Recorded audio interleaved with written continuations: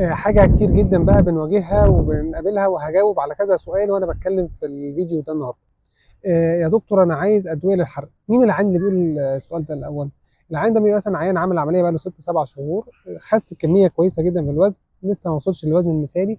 فيبدا هو بيجي في المتابعه معانا اللي بيجيها كل شهر يسال النبي يا دكتور انا عايز دواء يعلي معدلات الحرق عندي.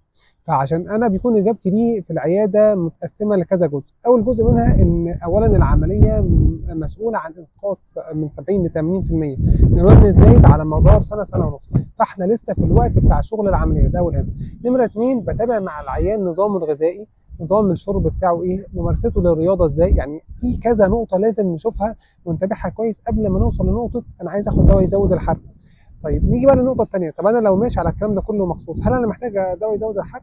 لا، في المرحله دي وانا بقى لي 6 7 شهور من العمليه لا، محتاج ان انا اتابع، ان انا امشي على النظام بتاعي. عادي جدا ان الوزن بتاعي يقف شهر او اتنين وبعد كده يبدا ينزل تاني. ناس كتير جدا حصل لهم الموضوع دوت، ان الوزن بتاعهم ثبت شهر او اتنين وبعد كده بدات الدنيا تتحسن والوزن ينزل بسهوله تاني.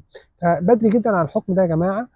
لازم ننتظر شويه، لازم نهتم جدا بتغيير اللايف ستايل بتاعنا من ناحيه العادات الغذائيه السيئه، وان احنا ناكل اكل صحي، وان احنا نمارس الرياضه. الكلام ده كله مهم جدا قبل السؤال على طول اللي انا بستسهل اقول ايه، انا عايز دواء يزود الحرق بتاعي.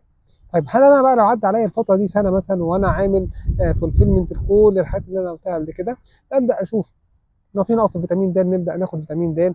لو فعلا انا محتاج ادويه من هي المعترف بيها عالميا ودوليا في انقاص الوزن وعلاج السكر احتاجها، ممكن ابدا ساعتها ازودها. بس ده بيكون اخر خط بالنسبه لنا خالص علشان نزود موضوع معدلات الحرق ده.